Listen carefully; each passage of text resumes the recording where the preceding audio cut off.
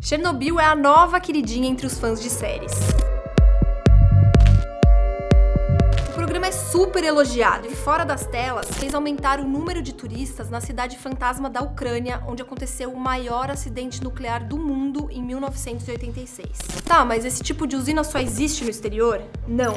No Brasil, no estado do Rio de Janeiro, a gente tem duas usinas nucleares em funcionamento, Angra 1 e Angra 2. Angra 3 está em construção há 35 anos. Era para ter ficado pronta em 2012, depois 2018, mas as obras pararam e agora a previsão é só para 2026. E por que a gente tem esse tipo de energia considerado tão perigoso? Tá todo mundo aí vendo na série. Essa é a história. A construção de Angra 1 começou em 72, que era a época da crise do petróleo, mas só foi acabar mais de 10 anos depois. Esses projetos são bem demorados. Angra 2 é de 81, mas só foi operar mesmo em 2001. E a construção de Angra 3, lá de 84, tá parada. Juntas, Angra 1 e 2 produzem o equivalente a 3% de toda a eletricidade consumida no país. Isso segundo a Eletronuclear, que é a empresa responsável pelas usinas. Quando a gente fala de usina nuclear, existe um racha. Quem defende fala que essa fonte de energia é segura, barata e limpa, polui menos. Quem é contra destaca com ênfase a questão da segurança, porque os acidentes nucleares são devastadores. Lembrando que os mais famosos são o de Chernobyl e o de Fukushima. No primeiro, o número de mortos varia muito, falam de 4 mil até 90 mil pessoas. Já no Japão, o cálculo fica em 20 mil vítimas fatais.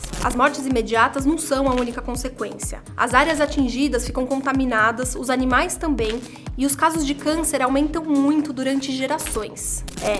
A radiação altera o DNA das pessoas. Isso já aconteceu no Brasil, no caso do Césio, lembra? Em 87, em Goiânia, uma cápsula com esse material radioativo foi parar num ferro velho. Logo em seguida, 4 pessoas morreram, mas até hoje, cerca de 1.300 ainda têm acompanhamento médico. Considerando tudo isso, já faz alguns anos que o Greenpeace se posiciona contra a produção de energia nuclear no Brasil. A ONG chegou a dizer que Angra 3 poderia ser a nova Fukushima, porque ela foi construída em um lugar inadequado e usa uma tecnologia antiquada. A Eletronuclear discorda dessa informação. A falta de conservação da rodovia Rio-Santos, que é a principal rota de fuga de Angra dos Reis, cria um outro problema, que é a dificuldade de evacuação em caso de um acidente. Mas mesmo sem nenhum desses contratempos, os desafios já são enormes e não tem necessariamente a ver com energia nuclear. Para construir Angra 3, a Eletronuclear fez uma dívida bilionária, pegou mais de 6 bilhões de reais, um valor que representa o segundo maior empréstimo do BNDES. O primeiro é da Petrobras.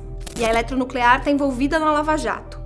O ex-presidente da empresa, que era considerado o pai da energia nuclear no Brasil, foi condenado a 43 anos de prisão. Ele ficou preso 2 anos e saiu em 2017. Mais recente agora, a prisão do ex-presidente Michel Temer também tem a ver com desvios nessa empresa. O governo atual de Jair Bolsonaro é entusiasta da energia nuclear e já se declarou comprometido em retomar a construção de Angra 3.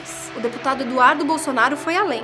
Apesar de um tratado assinado no governo Fernando Henrique que proíbe o uso de armas nucleares, o filho do presidente defendeu para o futuro o uso dessa tecnologia no país.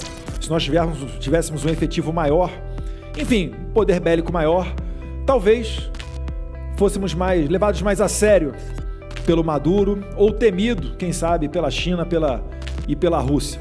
Mas esse assunto não está em pauta nesse momento. Aqui eu sequer vejo debate nesse sentido. A gente sabe que se o Brasil quiser atropelar essa convenção, tem uma série de sanções. É um tema muito complicado, mas eu acredito que pode um dia voltar ao debate aqui, né?